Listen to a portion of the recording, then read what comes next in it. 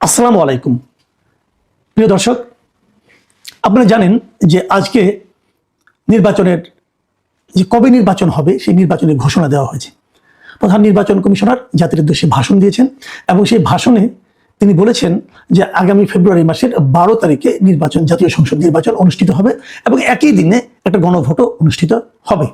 তার মানে গত 5ই আগস্ট প্রধান উপদেষ্টা যে ফেব্রুয়ারির দ্বিতীয় সপ্তাহের আগে, মানে নির্বাচনের 1 সপ্তাহ আগে, ফেব্রুয়ারির দ্বিতীয় সপ্তাহের মধ্যে যে নির্বাচনের কথা বলেছিলেন, যে প্রতিশ্রুতি দিয়েছিলেন, সেই প্রতিশ্রুতি থেকে কিন্তু কোনো নড়চড় হয়নি। উনি যেটা বলেছিলেন সেটাই হচ্ছে এবং আমার মনে হয় এই জন্য ওনাকে আমরা একটা ধন্যবাদ দিতেই পারি।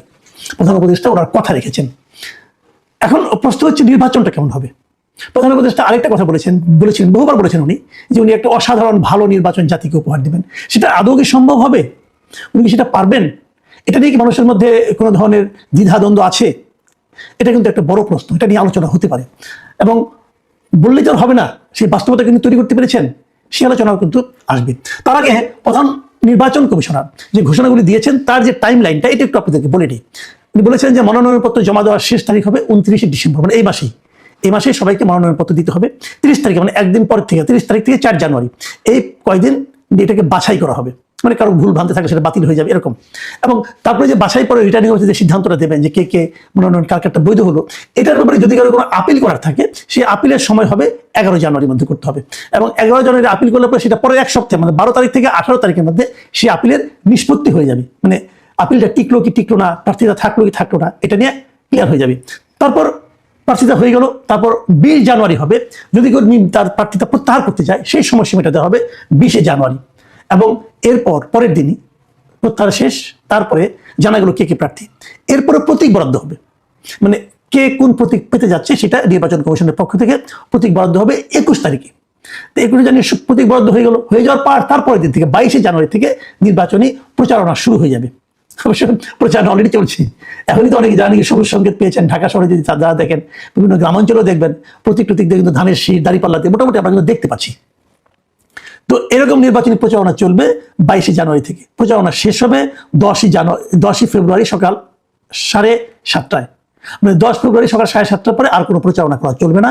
12 ফেব্রুয়ারি সারা দেশে একই সঙ্গে 300 আসনের ভোট গ্রহণ শুরু হবে। এই হলো ঘটনা। এবার ভোট দিবে কত লোক? ভোটার কত? 12,76,00,000-এরও বেশি। এর মধ্যে প্রবাসী যারা বাংলাদেশে আছেন তারাও পোস্টাল ব্যালটে ভোট দেওয়ার সুযোগ পাবেন। এখন পর্যন্ত 3 লাখের বেশি প্রবাসী ভোটার ভোট দেওয়ার জন্য তাদের নাম নিবন্ধন করেছেন। এই নিবন্ধন নিয়ে অনেক জটিলতা হয়েছে। অনেকেই বলেছেন খুবই নিম্নমানের একটা অ্যাপ দিয়ে তাদের নিবন্ধন করতে হচ্ছে এবং সেটা নিবন্ধন করতে যে বারবার অ্যাপ কিন্তু তাদেরকে ভোগাচ্ছে, ঘুরছে এরকম করছে, নানা রকম সমস্যা হচ্ছে। আমি জানি না এতদিন পরে একটা পোস্টাল ব্যালটে ভোট দেওয়ার সুযোগ পেল মানুষ, সেই অ্যাপটা কেন অত্যন্ত ভালোভাবে করা হলো না। আমার মনে হয় এখানে কিছু একটা হয়েছে আর কি। যাও, সেটা কি হয়েছে সব ব্যাপারে সন্দেহ করা ঠিক না, কারণ ইতিমধ্যে সন্দেহ প্রবণ হিসেবে আমার বেশ একটা দুর্নাম হয়ে গেছে। আমি নাকি কোনো কিছুতেই খুশি হই না, সবকিছু নিয়ে সমালোচনা করি। যাও, সেটা অন্য প্রসঙ্গ আরেকদিন আলোচনা করবো। কিন্তু একটা জিনিস আমি খেয়াল করলাম, আপনারা আগেও শুনেছেন নিশ্চয়ই, যে অনেকদিন আগে প্রধান যে আমাদের সেনাপ্রধান, উনি একটা বিদেশি সংবাদ মাধ্যমকে ইন্টারভিউ বলেছিলেন যে নির্বাচন 18 মাসের মধ্যে হওয়া উচিত এবং যদি 12 ফেব্রুয়ারিতে নির্বাচন হয়, সেটা কিন্তু শেখ হাসিনা চলে যাওয়ার পর ফেব্রুয়ারির পর থেকে 18 মাসের মধ্যেই সেটা সম্পন্ন হচ্ছে। 18 মাস 4 দিন ধরেন, তাই না? তো এটা আমার কাছে খুব ইন্টারেস্টিং মনে হয়েছে। এটা কাকতালীয় কিনা জানি না, কিন্তু আমার কাছে ইন্টারেস্টিং মনে হয়েছে। যারা অনেকে ভাবেন যে বোধহয় আমাদের সেনাপ্রধানের তেমন কোনো একটা প্রভাব প্রতিপত্তি নেই, হুঙ্কার নেই, গর্জন নেই, অনেকে কিন্তু বলেন যে এটা কি সেনাপ্রধান হলো, কোনো হুঙ্কার নাই, কোনো গর্জন করে না, কোনো ধমক দেয় না, তাকে এই সমস্ত ছোট ছোট বাচ্চা পোলাপান তাকে নানা রকম সেনাবাহিনীকে নিয়ে নানা রকম আপত্তিকর কথাবার্তা বলে, তবু উনি কিছু বলেন না, তাদের মাফ করে দেন, এরকম কথা কিন্তু অনেকে বলেছিল। আমিও বলেছিলাম, আমিও একটু বিরক্ত হয়েছিলাম যে এত নমনীয় কেন। কিন্তু এখন আমার কেন যেন মনে হচ্ছে এই যে 18 মাসের মধ্যে নির্বাচন হতে পারা, এর পেছনে কিন্তু সেনাবাহিনীর একটা ভূমিকা আছে এবং তারা প্রথমে একবার বলেছিল, বারবার বলেনি, একবার বলেছে এবং সেটাই আসলে বাস্তবায়িত হচ্ছে। এটা ইতিবাচক না নেতিবাচক, ভালো কি মন্দ, এই আলোচনায় আমি যাচ্ছি না, কিন্তু আমি এই আসলে একটু মিলিয়ে দেখলাম। এটাকে আপনারা কাকতালীয় মনে করতে পারেন অথবা স্বাভাবিক মনে করতে পারেন। এখন অনেকে বলবেন যে না, সেনাবাহিনীর ব্যাপারটা না, ব্যাপারটা হলো যে জুন মাসে যে তারেক রহমানের সঙ্গে লন্ডনে বৈঠক হলো, সেই বৈঠকেই তো বলা হয়েছিল রমজানের 1 সপ্তাহ আগেই নির্বাচন হবে, হয়তো সেখান থেকেও হয়েছে, হতে পারে, সেটাও হতে পারে। কিন্তু আমার কাছে আগে যেটা বললাম সেটাই বেশি গ্রহণযোগ্য মনে হচ্ছে। এখন প্রশ্ন হচ্ছে যে নির্বাচনটা কিভাবে হবে না হবে। আপনার মনে আছে গত 13ই নভেম্বর প্রধান উপদেষ্টা ঘোষণা দিয়েছিলেন যে জুলাই জাতীয় সনদ বাস্তবায়নের জন্য গণভোট ও জাতীয় সংসদ নির্বাচন একই সঙ্গে হবে। এটা কিন্তু প্রধান উপদেষ্টা বলেছিলেন। তার মানে গণভোটটা হচ্ছে জুলাই জাতীয় সনদের বাস্তবায়নের জন্য। আচ্ছা, একটা প্রশ্ন আমি ভাগে করে নিই, আমি নিজেও কনফিউজ, আমি বুঝতেই পারছি না এটা সত্য কিনা। আপনারা কি জানেন এই যে জুলাই জাতীয় সনদ যার জন্য সবচেয়ে বেশি ব্যতিব্যস্ত, উদ্গ্রীব এবং আগ্রহী ছিল এনসিপি, সেই এনসিপি কি জুলাই জাতীয় সনদে স্বাক্ষর করেছে? আমি কিন্তু যদ্দূর পত্রপত্রিকা দেখেছি, আমার কখনো চোখে পড়ে নাই। তোরা স্বাক্ষর করলো না কেন? ওরা যে সবচেয়ে আগ্রহী ছিল, আগ্রহী বিপ্লবী, না হলে হ্যান করবো ত্যান করবো, ওনারা কি স্বাক্ষর করেছিল আদৌ? কোনো খবর আপনারা দেখেছেন? তাহলে আমার চোখে পড়লো না কেন? আমি কোনো খবর মনে রাখি না নাকি?